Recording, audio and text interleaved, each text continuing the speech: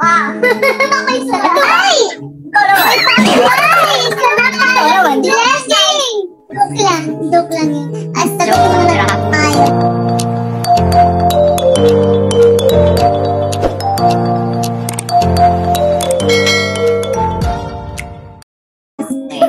Well, of course, going outside PBB House gave so much way to a lot of opportunities, a lot of blessings, and a lot of friends then. So I would say, yeah, I would say being evicted was one of the best things that happened. And I'm thankful for Kuya, and I'm thankful for God's plan lang.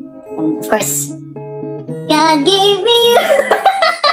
Ay! Ano ba to, guys? Ay, maawa na si Sanaya, oh. Sanaya, tingnan siya sa sobrang daming landam dyan.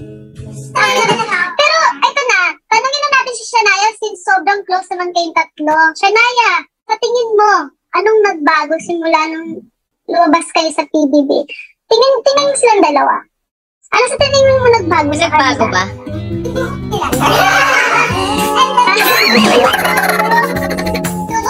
No one went from ilang different colors of that out, but it wasn't brilliant. Yes. Pero, hindi, sa totoo lang, I guess when they got out of the house, they got to learn a lot more about themselves, which allowed them to get to know each other that much more better.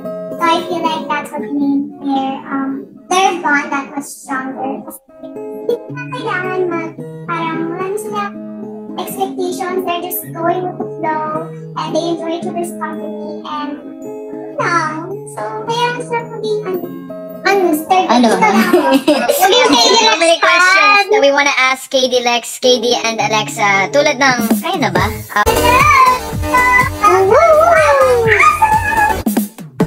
Yeah, nagkasama pa rin po natin ang KD Lex dito sa I Want Awesome.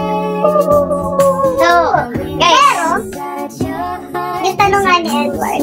Kasi for sure, inaabangan yun, Edward. Parang gusto ko ng medyo serious music, DJ Allen, kung meron kayo dyan. Pero, ayan! galing ni DJ Allen. Alam niya yung mga ganitong cues. Kasi, malaki yung pagbago ninyo. Of course, we've seen you go through a fan con, we've seen you go through the journey of PBB, at ang dami yung pinagdaanan. And now, you're here, still together. It wasn't the smoothest ride, pero, tulad ng sinabi ni KD, God's plan. Ang tanong namin para sa inyong dalawa, kayo na ba?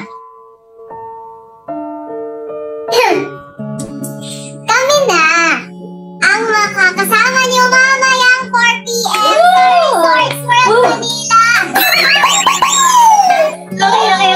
At Star Magic Hot Summer. Yes. Uy, Alam mo, sa sobrang kinabahan si KD, namula din yung dibdib niya. Sabi niya, ilang pala dito.